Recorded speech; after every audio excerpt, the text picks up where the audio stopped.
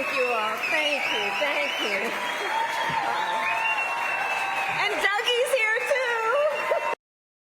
too. Kamala Harris making a return. The former vice president giving her first public speech since losing the election. The speech included elephants. In fact, witnessing is a high-velocity event. Who saw that video from a couple of weeks ago, the one of the elephants at the San Diego Zoo during the earthquake? Google it if you've not seen it. And it gets even better.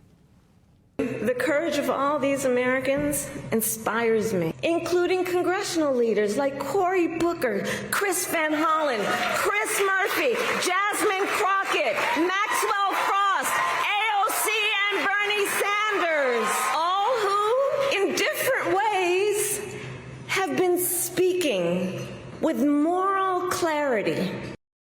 Oh, that's the A list, according to Kamala. Meanwhile, down on the D list, her former running mate is out telling Americans he was picked because he can, quote, code talk to white guys. I knew I was on the ticket, I would argue, because we did a lot of amazing progressive things in Minnesota that improved people's lives.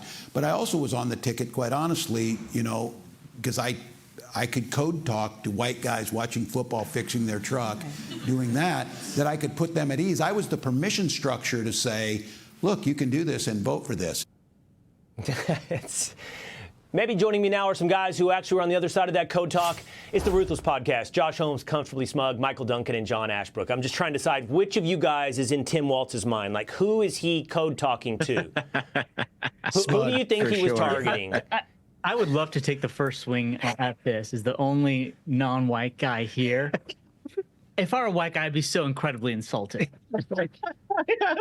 Essentially, he's like, I was the token here to kind of trick white guys into voting for us because it was a pretty tough sell having a candidate that we just saw, Kamala, who no one relates to, no one wants to vote with her. And I was brought in kind of like a Trojan horse to try to trick you guys to be like, hey, look, it's one of us. We can vote for them. As a white guy, I am offended. I mean, Tampon Tim played Madden with AOC and said she ran a mean pick six. I don't think he knows ball, and I don't think he knows men.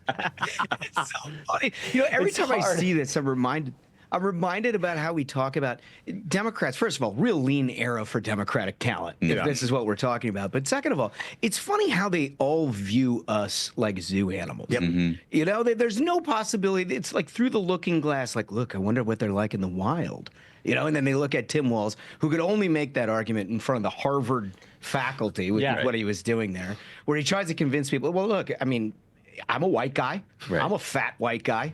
Surely I would relate to everyone. It's crazy. Right. Yeah. No, I mean, your point is exactly right. What Tim Walz shows is how disconnected Democrats are from reality, that he is the guy he's just going to put on a camo hat once in a while, and all of a sudden, yeah, he's going to talk to the fellas. Get out of here. They just don't even know what they're doing. It's hard to be offended, Smug, when you're laughing this hard. It's hard to be offended when it's this innocuous and funny. You know, I'll ask you this, Ashbrook. Kamala says there's a lot of great people out there. Yesterday, or 2 days ago on the Will Cain Show, James Carville said there's a ton of 350 hitters in the minors. And I asked him, who are these elusive Babe Ruth and Lou Gehrig just waiting to get to the big leagues when it comes to Democrats? Who, Ashbrook? Who's the big talent everybody seems to be hinting at for Democrats? Well, I will tell you, unspoken, however, loudly spoken by the word written on the backdrop behind her that says emerge. That is exactly the message that she is trying to send, that she is the one. She's the one we've been waiting for. Kamala Harris, again in 2028. She's setting herself up to take it away from all of the rest of them, and I think we're only to benefit. Don't forget about the hog, fellas. Yeah, the hog. right. I mean, they're doing their very, very best to suppress the hog over there at DNC HQ. But that guy's got something to say about the future of Democratic politics. In a conversation between David Hogg and Carville, Carville called Kamala Harris a 7th-round draft pick. I keep waiting to find out, though, who is the first-round draft pick? Who is this savior for Democrats? All right, speaking of in the wild, Holmes, I did need to put this very important debate to you four guys, okay? It's raging across the internet. Oh, see, he already knows what it is. So if you're watching at home and you haven't heard this, here we go. Who wins in a fight, 100 men or one gorilla?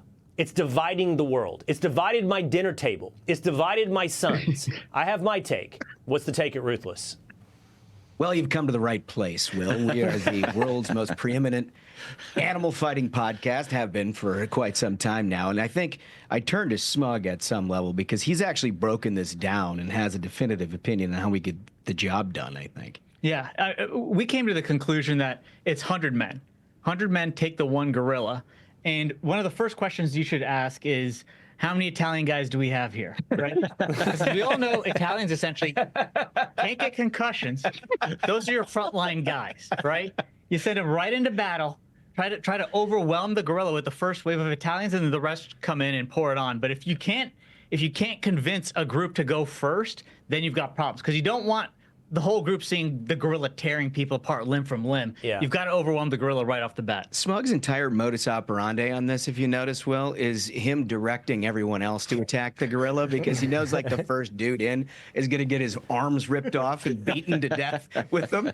And it seems to me like, you know, there's some circling factors that come into it. Like, can you get the, you know, on its side? I think it requires theatricality and deception. You need to flank him. You got to get him from behind. You got to throw some guys in the air and put down the people's elbow.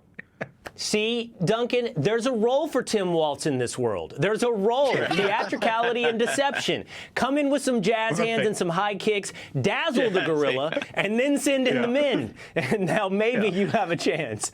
100 men. I'm on the team of 100 men. It's about the wits. There's a lot of wit on the Ruthless Variety program. Let me say it right. The Ruthless Variety program. Make sure you check it out. Thanks, fellas. Always love having you. Thanks, Will. Thank you. Thanks so much. Hey, it's Will Cain. Click here to subscribe to the Fox News channel on YouTube. It's the best way to get our latest interviews and highlights. And click to subscribe to the Will Cain podcast for full episodes right now.